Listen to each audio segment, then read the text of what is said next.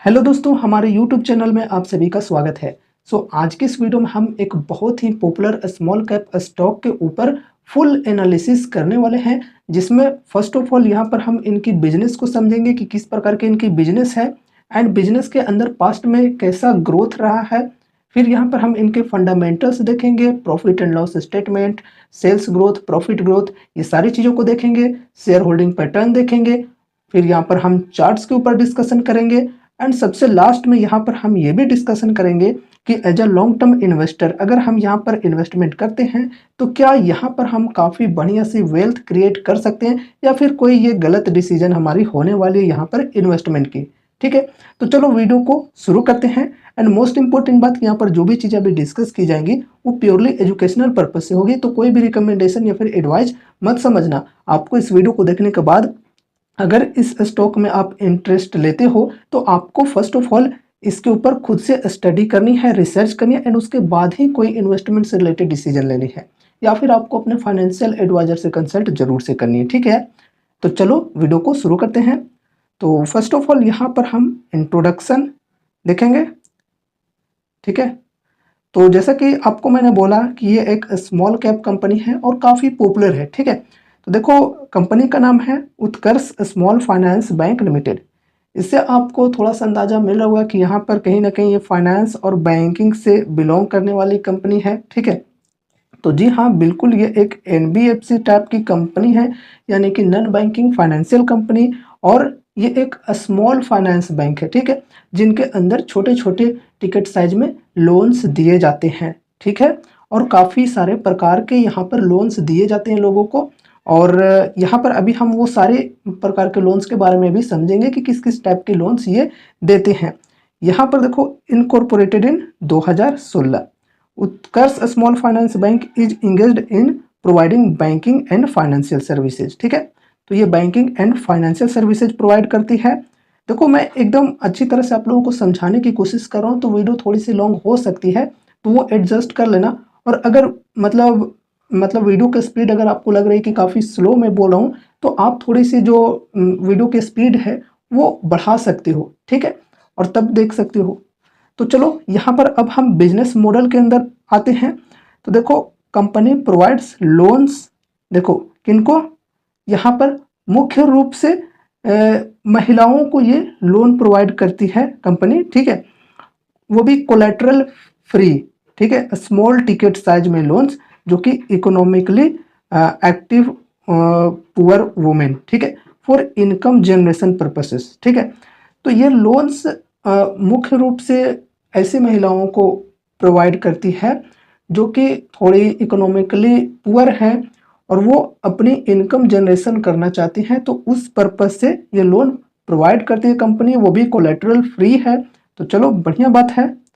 और यहाँ पर ऐसा नहीं कि सिर्फ इतना ही में आप लोग समझ जाओ कि बस इतना ही काम है, काफ़ी अलग अलग प्रकार के भी लोन्स देती है, वो आगे हम लोग देखेंगे।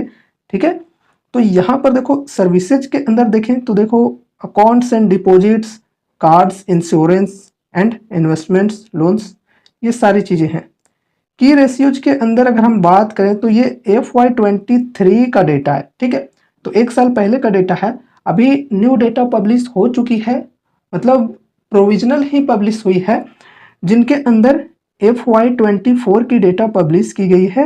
ये सब ग्रॉस लोन पोर्टफोलियो वगैरह, जिसमें काफ़ी बढ़िया तरीके से बढ़ी है, जो कि हमने एक पिछले वीडियो में भी डिस्कस किया था। अगर आप लोग रेगुलर हमारे वीडियोज़ को देखते हो तो ज़रूर से आपको पता होगा। ठीक है, तो देखो यहाँ पर अभी वो भी स्क्रीनशॉट में शेयर करूँगा ताकि आप लोगों को थोड़ा सा रिसेंट की डेटा देखकर अच्छा लगे।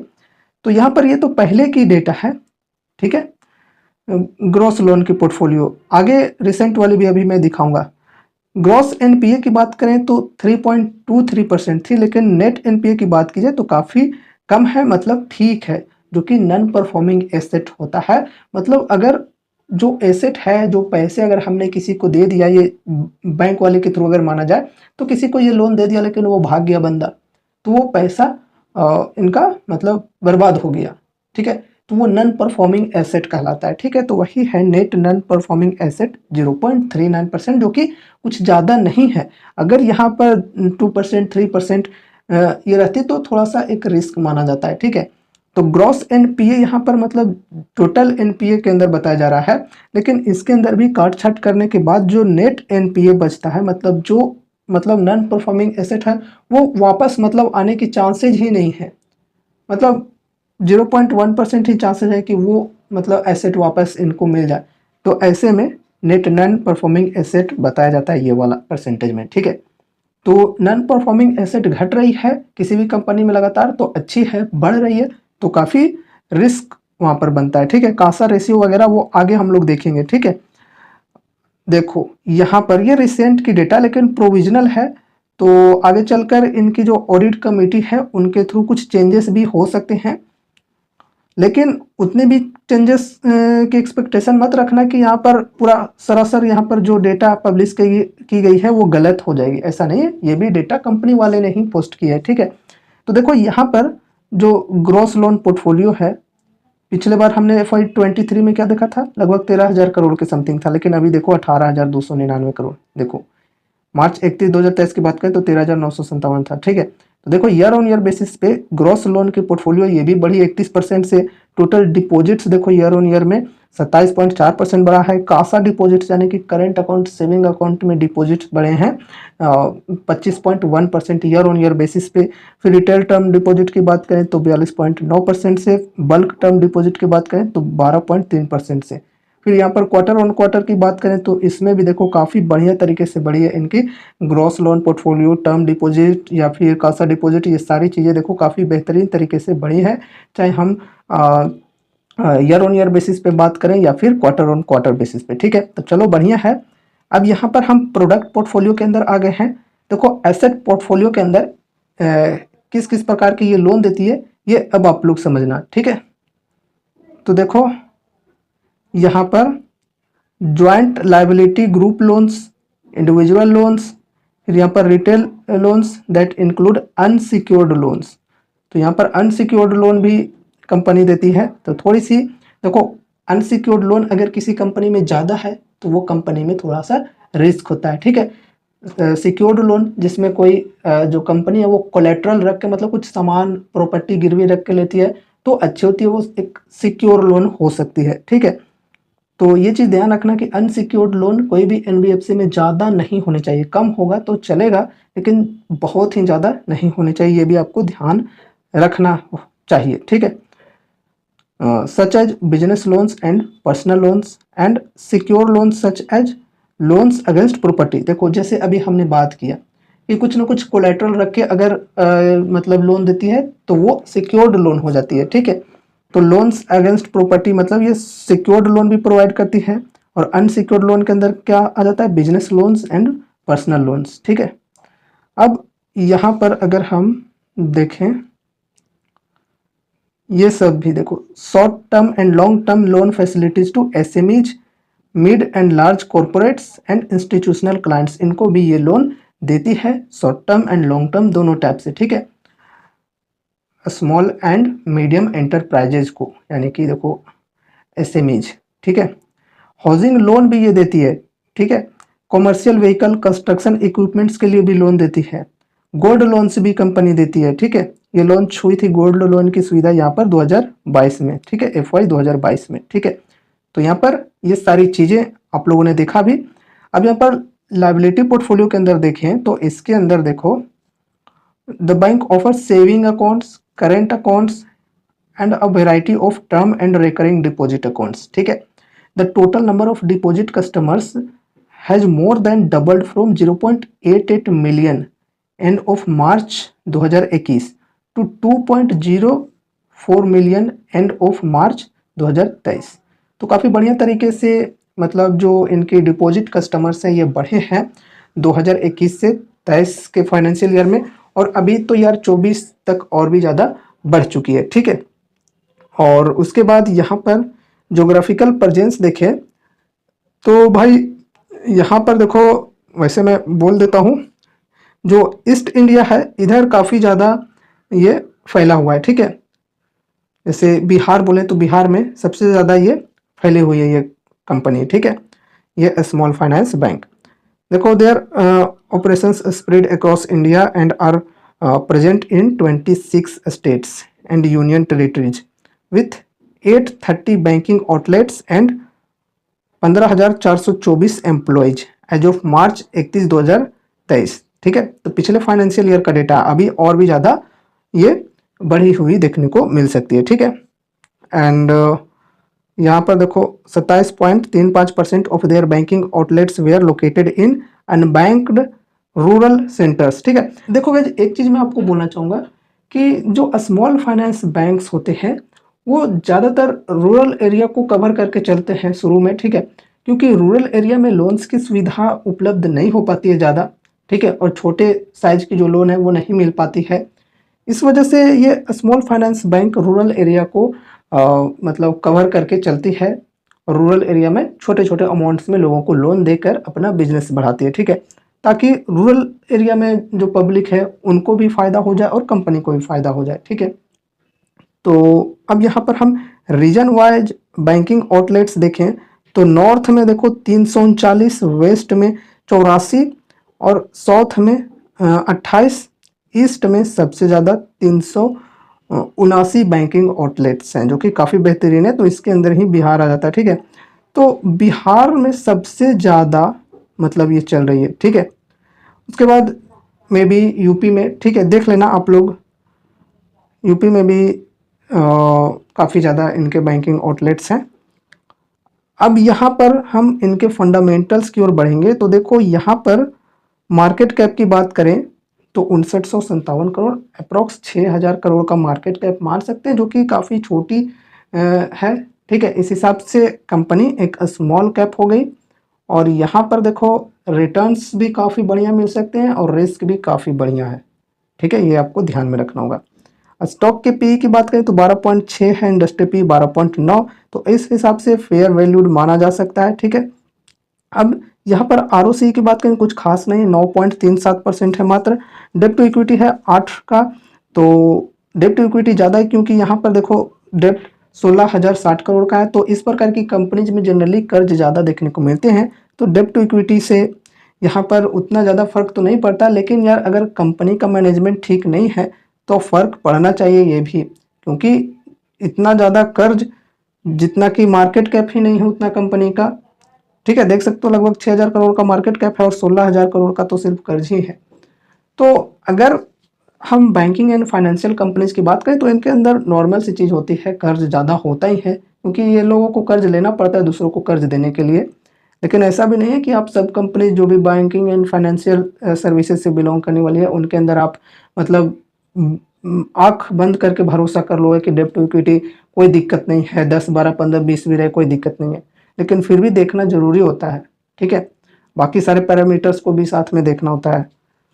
ठीक है, तो अब यहाँ पर हम करंट प्राइस की बात करें तो ये है 54.2। फिर यहाँ पर आरओई बढ़िया है, 22.6% का है। फ्री कैश फ्लो है 1484 करोड़। 52 वीक हाई है 68.3 और लो है 37.2। डिविडेंड नहीं देती है।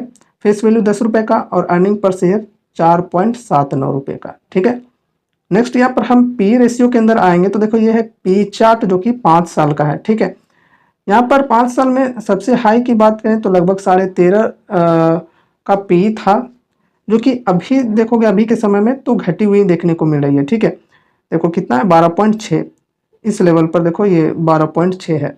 तो ऑल टाइम से अगर हम यहाँ पर बात करें 5 साल में तो उससे यहाँ पर कम ही है। ठीक है, यहाँ से यहाँ देख सकते हो, और इंडस्ट्री से भी थोड़ी बहुत कम ही है। ठीक है, तो एक फेयर वैल्यूड माना जा सकता है कंपनी को। अब यहाँ पर हम प्रॉफिट एंड लॉस स्टेटमेंट देखेंगे तो देखो पिछले कुछ साल की डेटा हम देख रहे हैं। इससे भी पहले वाली डेटा अगर आपको देखनी है तो आप स्क्रीनर पे खुद से विजिट करके भी देख सकते हो। यहाँ पर रेवेन्यू की बात करें तो 2021 में 1581 करोड़, फिर यहाँ पर 22 में हो गया 1849, फिर 2505 और फिर 2974। काफ़ी बेहतरीन तरीके से यहाँ पर रेवेन्यू बढ़ी है कंसिस्टेंसी के साथ, तो बहुत ही बढ़िया है। अब यहाँ पर हम अगर नेट प्रॉफिट की बात करें तो नेट प्रॉफिट के अंदर देखो थोड़ी सी उठापटक आपको देखने को मिल सकती है। 112 है, लेकिन यहाँ पर घटकर फिर बहुत ही कम हो गई 61। और फिर देख सकते हो यहाँ पर कितना बेहतरीन तरीके से मतलब लगभग 6 गुना से भी अधिक यहाँ पर बढ़ा है नेट प्रॉफिट। ठीक है, 61 से सीधे 404 करोड़ और फिर 472 करोड़। अब यहाँ पर ऐसा क्या हुआ कि मतलब 112 से सीधे 61 हो गया? तो उसके लिए यहाँ पर हम अगर फाइनेंसिंग मार्जिन के अंदर देखें तो देखो 4% का मार्जिन था फाइनेंसिंग का, जो कि घटकर -3% हो गया था। इस वजह से 112 से सीधे 61 का नेट प्रॉफिट हो गया। और फिर देखो यहाँ पर जो फाइनेंसिंग मार्जिन है वो 12% से बढ़ा, तो यहाँ पर लगभग 400 करोड़ के समथिंग यहाँ पर नेट प्रॉफिट भी आपको देखने को मिला था। फाइनेंसिंग प्रॉफिट के अंदर भी देखोगे तो सेम टू सेम उसी प्रकार से 56 करोड़ जो था प्रॉफिट वो -64 करोड़ हो गया। एंड उसके बाद देखो 295 और फिर 276 इस प्रकार से देखने को मिल रहा है। ठीक है, अब यहाँ पर अगर हम ईपीएस भी देखें तो देखो बढ़ रहा है 1.32, यहाँ पर घट गया था, यहाँ पर भी घट गया था, फिर यहाँ पर 4.5 रुपये के समथिंग हो गया और अब यहाँ पर लगभग 4.8 के समथिंग हो गया है। ठीक है, नेक्स्ट यहाँ पर हम compounded sales growth and profit growth की अगर बात करें तो देखो यहाँ पर ये डेटा तो अवेलेबल नहीं है 5 साल 10 साल का। 3 साल में 24% की सेल्स ग्रोथ देखने को मिल रही है, ट्रेलिंग 12 मंथ में 27%, जो कि मेरे ख्याल से ठीक है, लेकिन रिस्क भी इसके अकॉर्डिंग हमें यहाँ पर देखने को मिल रही है। अब यहाँ पर हम कंपाउंडेड प्रॉफिट ग्रोथ की अगर बात करें तो 3 साल में 29% एंड टीटीएम में 48%। चलो बेहतरीन है प्रॉफिट ग्रोथ भी। स्टॉक प्राइस सीएजीआर की बात करें तो यहाँ पर देखो डेटा अवेलेबल ही नहीं है, लेकिन रिटर्न ऑन इक्विटी चलो देख लेते हैं। लास्ट ईयर में 23% है, जो कि ठीक है। 3 साल में थोड़ा सा कम है, 13% है, और ये तो अवेलेबल नहीं है। तो देखो सेल्स ग्रोथ प्रॉफिट ग्रोथ वगैरह देखा जाए तो बढ़िया है। और यहाँ पर अब हम बढ़ते हैं शेयर होल्डिंग पैटर्न के अंदर। तो इसके अंदर अगर देखा जाए तो ज़्यादा डेटा अवेलेबल नहीं है। सितंबर 2023 और दिसंबर 2023 के डेटा हम देख सकते हैं। यहाँ पर देखो थोड़ा सा ट्रिम हुआ है ये क्वार्टर्स में, और यहाँ पर देखो एफआईआई ने भी ट्रिम किया है 2% से सीधे यहाँ पर 0.74% हो गया। टीआईएच की बात करें तो काफ़ी बढ़िया होल्डिंग ली हुई थी, लगभग 13% के करीब, जो कि ये भी घटकर 11.3% हो गई। अब देखो सभी ने यहाँ पर बेचा है, प्रमोटर्स, एफआईआई, डीआईआई सभी ने कुछ ना कुछ बेचा है। तो खरीदा कौन? पब्लिक ने। देख सकते हो 15.67% से 18.8 हो गया, जो कि एक नेगेटिव साइन यहाँ पर देखने को मिल सकती है। लेकिन चूंकि प्रमोटर्स की होल्डिंग काफ़ी बेहतरीन है, तो यहाँ पर यह भी हम लोग नहीं कह सकते कि पूरा तरह से ख़राब हो गया कंपनी। ठीक है, तो फिर भी ठीक है। अभी बाकी इनके क्वार्टरली रिजल्ट्स आएंगे जिनमें यहाँ पर अर्निंग्स पेश की जाएंगी, तो उसके अकॉर्डिंग यहाँ पर देखो नेट प्रॉफिट वगैरह भी देखने को मिलेगा, तो वहाँ पर भी ये होल्डिंग में उतार चढ़ाव फिर देखने को मिलेगा। उसके अकॉर्डिंग एफआईआई डीआईआई खरीद बिक्री भी कर सकते हैं। ठीक है, अब यहाँ पर हम चार्ट के अंदर आ गए हैं। तो चार्ट में देखो अभी जब मैं वीडियो बना रहा हूँ उस समय लगभग 54 रुपये के समथिंग इसका प्राइस है, और अभी कुछ दिनों से देखो यहाँ पर काफ़ी बढ़िया रैली देखने को भी मिली है। हमने कवर भी किया था, पिछले वीडियो में बात भी किया था यहाँ पर। और यहाँ पर देखो सपोर्ट की बात करें तो लगभग 47.5 रुपये का सपोर्ट था। तो अगर किसी ने यहाँ पर ख़रीदा होगा तो यहाँ से यहाँ तक का मूवमेंट कैप्चर कर लिया होगा तो बढ़िया प्रॉफिट बन रहा होगा। और अभी तो यहाँ पर जो रेजिस्टेंस थी पहले, अब यहाँ पर सपोर्ट ले रही है। ठीक है, यहाँ पर सपोर्ट ले रही है, और एक यहाँ पर मतलब रेजिस्टेंस यहाँ भी देखने को मिल रही है लगभग 56 रुपये के समथिंग में। तो हम लोग अगर माने कि ब्रेकआउट, तो यहाँ पर देखो इससे ऊपर निकलेगा तभी यहाँ पर हम ब्रेकआउट मान सकते हैं। एंड ब्रेकआउट करने के बाद यहाँ पर अगर सस्टेन होता है तो फिर चांसेस बन सकते हैं कि यहाँ पर जो ऑल टाइम हाई या फिर 52 वीक हाई जो है यहाँ तक पहुँच सकता है। ठीक है, जो कि लेवल है कितना 68 रुपये के लगभग में। ठीक है, तो इस लेवल तक जा सकता है अगर यहाँ पर ब्रेकआउट देकर सस्टेन करता है तब। ठीक है, और यहाँ पर अगर हम अभी डिस्काउंट की बात करें, अगर अभी यहाँ पर हमें बाई करना है तो यहाँ पर कितना डिस्काउंट अवेलेबल है अभी यहाँ पर, अगर हम 52 वीक हाई या फिर ये दोनों चीज़ें हैं 52 week high and all time high ये लेवल है। ठीक है, तो यहाँ से डिस्काउंट की बात करें तो लगभग 22% की डिस्काउंट अवेलेबल है 53 रुपये के समथिंग में। ठीक है, 53.20 में 22% का डिस्काउंट मिल रहा है। तो अब हम बात करते हैं अगर यहाँ पर किसी को फ्रेश एंट्री लेनी है तो वो क्या करेगा। तो देखो भाई, पहली बात तो यहाँ पर कोई कॉल टिप रिकमेंडेशन नहीं दी जा रही है, लेकिन यहाँ पर अगर मैं अपनी बताऊँ तो खुद एग्जाम्पल के तौर पे बात करें तो देखो अगर मुझे ख़रीदना होगा तो यहाँ पर देखो अभी सपोर्ट के लेवल पर है, और डिस्काउंट भी चूँकि ठीक है 22% की डिस्काउंट है, तो यहाँ पर मैं ख़रीद सकता हूँ। और लेकिन मैं तभी ख़रीदूँगा जब मैं यहाँ पर ये जो गिरावट है उसे झेलने के लिए तैयार हूँ। ठीक है, कहने का मतलब ये है कि हो सके तो यहाँ से प्रॉफिट बुकिंग चालू हो जाए और फिर से गिरावट हमें देखने को मिलने लगे यहाँ से। तो ऐसा नहीं है कि यहाँ पर मैं ख़रीदा और फिर गिरावट स्टार्ट हो गया तो मैं घबरा गया और लॉस बुक कर लिया। अब गिरेगा तो यहाँ पर फिर से इस सपोर्ट पर आएगा तो ये मेरे लिए अपॉर्चुनिटी हो सकती है, ठीक है। तो ऐसा ही करना चाहिए। अगर आप किसी स्टॉक में लॉन्ग टर्म के लिए इन्वेस्ट कर रहे हो तो गिरावट में वो एक अपॉर्चुनिटी होनी चाहिए आपके लिए, ना कि घबराना है आपको, ठीक है। ऐसा होना चाहिए। और अगर मुझे मतलब इसमें इंटरेस्ट होता ही तो देखो ये जो मोमेंट था यहाँ पर 47.5 रुपये वाला, यहाँ पर मैं खरीदे हुए रहता, ठीक है। लेकिन अगर मुझे मौका नहीं मिला तो यहाँ पर भी अभी फिर भी 22% का डिस्काउंट अवेलेबल है तो यहाँ पर मैं खरीद सकता हूँ, ठीक है। लेकिन हाँ, बल्क में नहीं मैं खरीदूंगा, यहाँ पर मैं एक लिमिटेड अमाउंट के साथ जाऊंगा, किस्त में खरीदूंगा। वो भी इतना अमाउंट जो कि मेरा जो पोर्टफोलियो है उसका लगभग 5-6% का ही हिस्सा होना चाहिए, एलोकेशन होना चाहिए। ऐसा नहीं कि यहाँ पर मैं बहुत ही ज़्यादा वेटेज दे दिया, क्योंकि ये जो स्टॉक है ये काफ़ी छोटी स्टॉक है, एक टाइप ऑफ पेनी कंपनी मान सकते हो। तो मैं इसे पेनी स्टॉक की तरह ट्रीट करूंगा जिसमें 5% या फिर इससे भी कम की वेटेज देकर चलूंगा, ठीक है, कि उतना मेरा लॉस में भी चला जाए तो मुझे कोई फ़र्क ना पड़े, ठीक है। तो ऐसी सोच मेरी होनी चाहिए, है ना।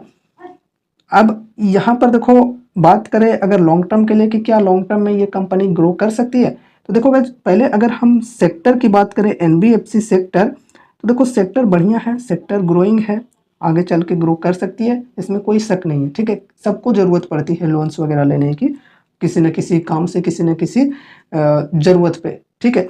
तो सेक्टर तो ग्रो कर सकती है, लेकिन इसकी जो कॉम्पिटिटर्स हैं, बहुत सारे कॉम्पिटिटर्स हैं बड़े छोटे, अगर वो इन्हें कम्पीट कर देते हैं, जो बड़े शार्क्स हैं इस प्रकार की जो मछलियों को निगल जाते हैं, तो फिर एक थोड़ा सा यहाँ पर ये रिस्क होता है, ठीक है। लेकिन ऐसा भी नहीं है कि हमेशा जो शार्क्स हैं वो छोटी कंपनियों को निगल ही जाएंगे, ऐसा भी नहीं होता है।